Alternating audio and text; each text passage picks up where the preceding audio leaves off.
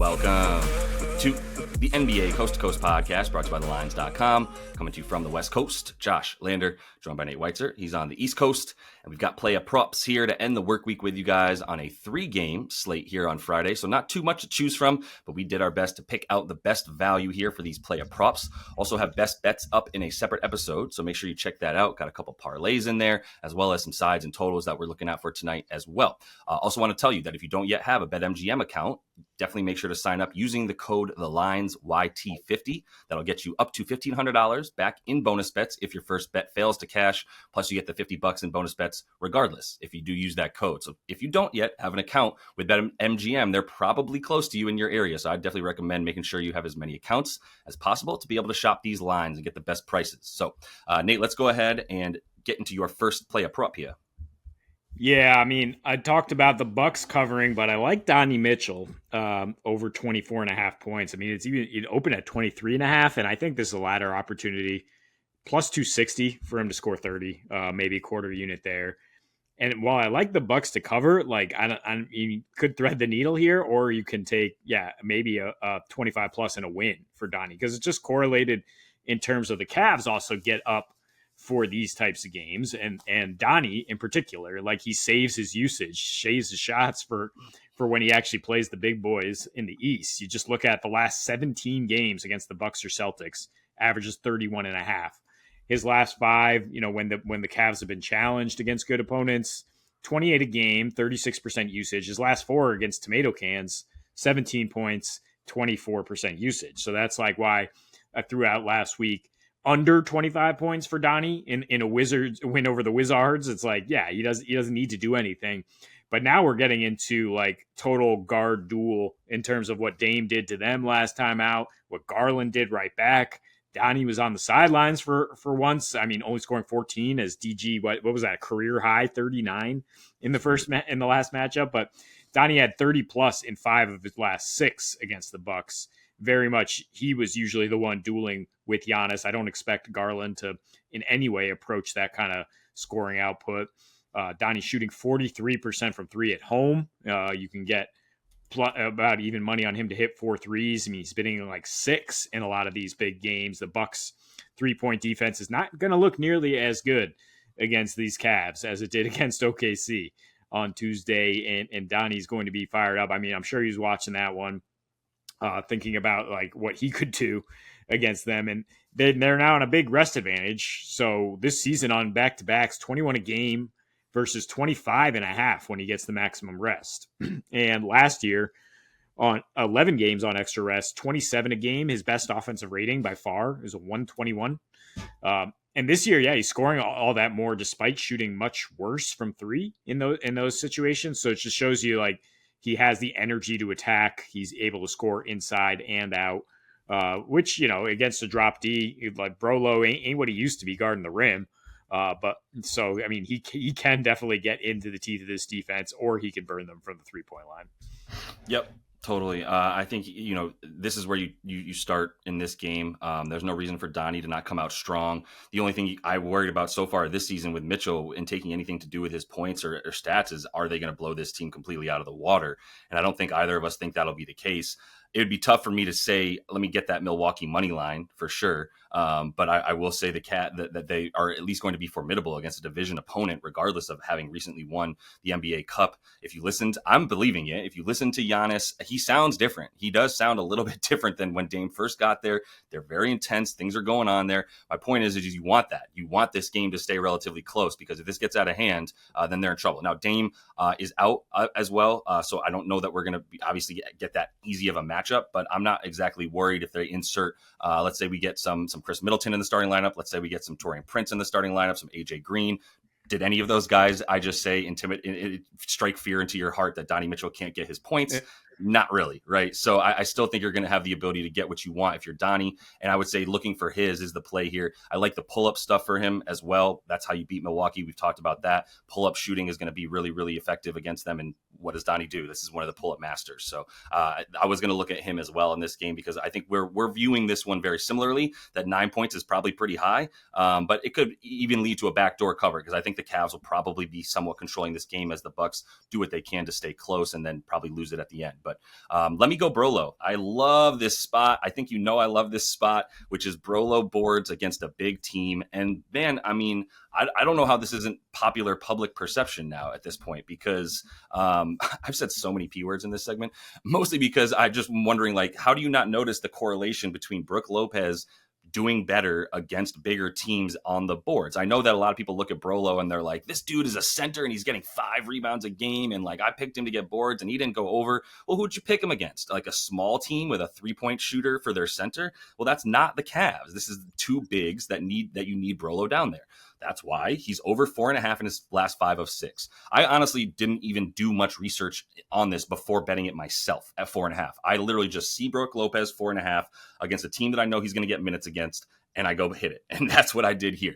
If you look at him versus teams like Cleveland, right, where he needs to be out there for bigs, he plays more minutes. And the way that I've sort of filtered that is you can really easily find, like, how does he do against teams who are really good at limiting rebounds or teams that are very good at limiting paint points, because that indicates that they obviously have some really good down low presences. And that would be obviously the case with Cleveland. If you look at him this season versus top 10 teams in limiting opponent rebounds, he is over an 8 of 12, averaging 5.4, more than he has on the season. And that's all in 30 minutes per game, as opposed to about 28, which is what he normally plays on the season.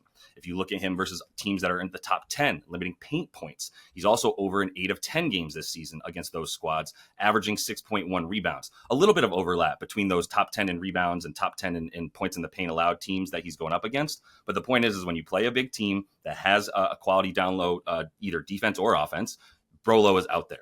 He's going to be on Jared Allen. Jared Allen is not a center that pulls him from the basket at all. He's the down low guy. Evan Mobley plays a little bit more in the perimeter, shooting threes, etc. And that's not going to be his matchup. Obviously, you'll probably see back to that Giannis and Evan Mobley matchup. Although, to be fair, actually, Giannis doesn't usually guard Mobley either. They usually end up putting somebody like an Andre Jackson or Taurean Prince or somebody like that on him. And then they have Giannis able to free safety a little bit, consider his rebounds as well. But love the Brolo stuff here. Love the matchup. Love where he's going to be on the floor. Love the hit rate, everything. So I'm very, very happy with 4.5 over for him.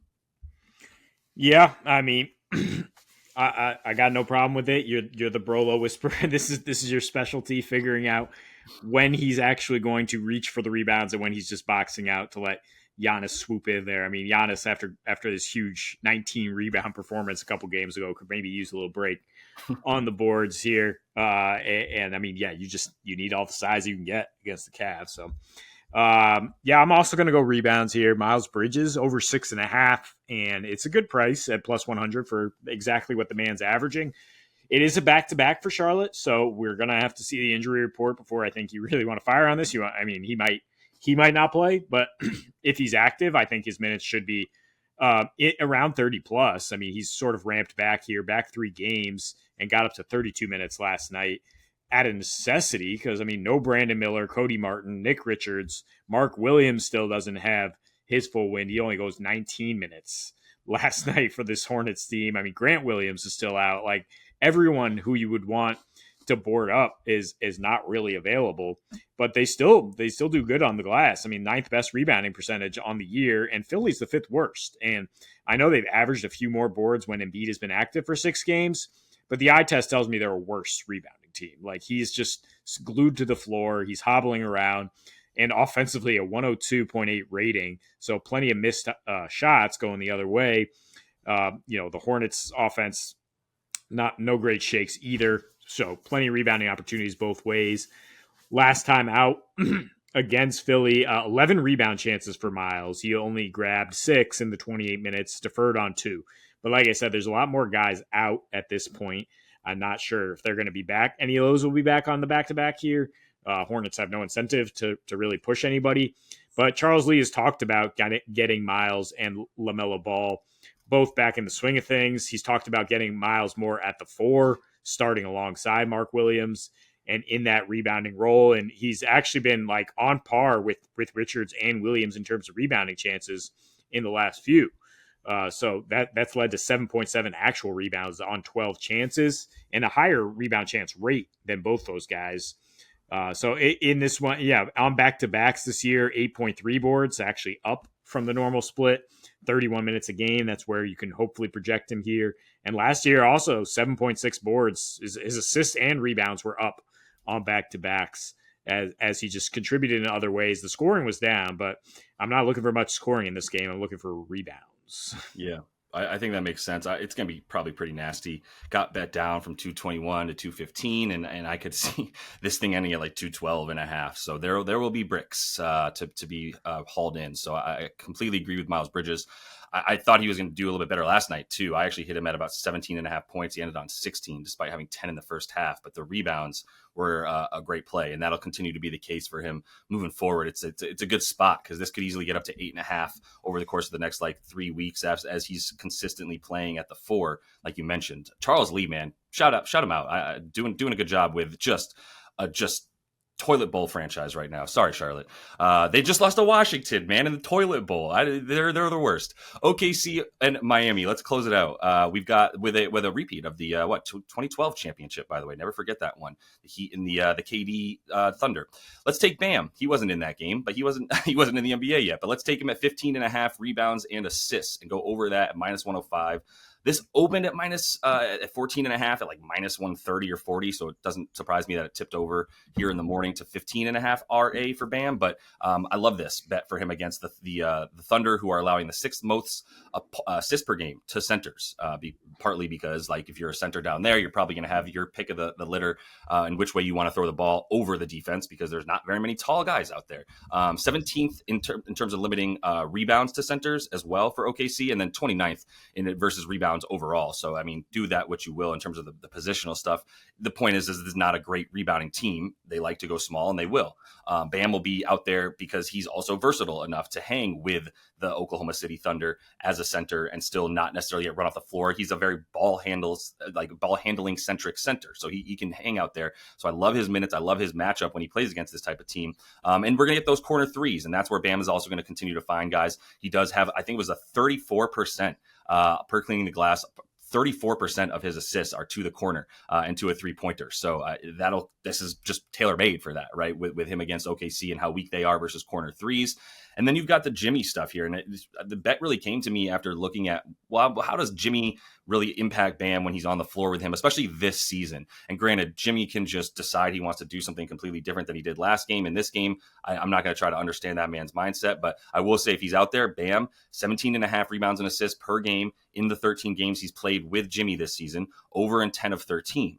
Without Jimmy, he's at 14.3 rebounds and assists. So nice 3 PA or 3 RA difference there in terms of how many he's getting. And that's in 5 games with Jimmy this season, over in just 1 of 5. I don't know that Jimmy impacts things that much. There's a lot of time spent in the corner and standing around watching Tyler Hero do big things, who I don't think is a bad pick, even though it's not a good matchup for him at all. It's still a moment in time that he might be able to come out and be pretty successful. The only thing that keeps me cautious about Hero, and I noticed neither of us picked him, even though we kind of lean into him having a good game, is because mostly just because there's also, for me, there's going to be backups out there a lot more. You're going to see a fresh Aaron Wiggins. You're going to see a fresher Caruso who's only played in the 20s. You're going to see guys with the ability to really go all out on defense, and you usually depend on the backups to bring that level of intensity and play that defensively. So I think that'll kind of be the case in this one in a way that that other guys are not necessarily going to have their way. Bam is going to be out there against either iHeart or Kenrich Williams, for example. I like that matchup for him.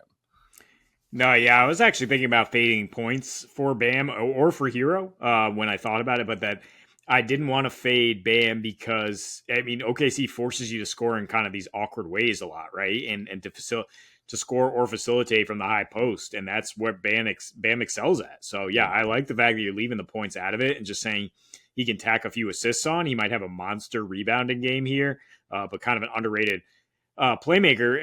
And I mean, it's right to put them together because it's juiced way the hell up on 4.5 assists or 10.5 boards. So put them together, you have more outs, and the odds are better.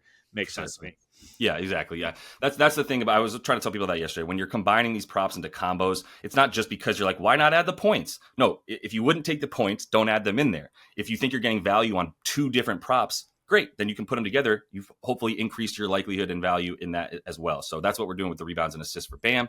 And that's all the time that we have for you in the Play Up Props episode. So make sure to subscribe to that page. Also check out the best bets we have up for you and the NFL player props that we have here for week 16 as we roll along. And until we see you next, happy betting.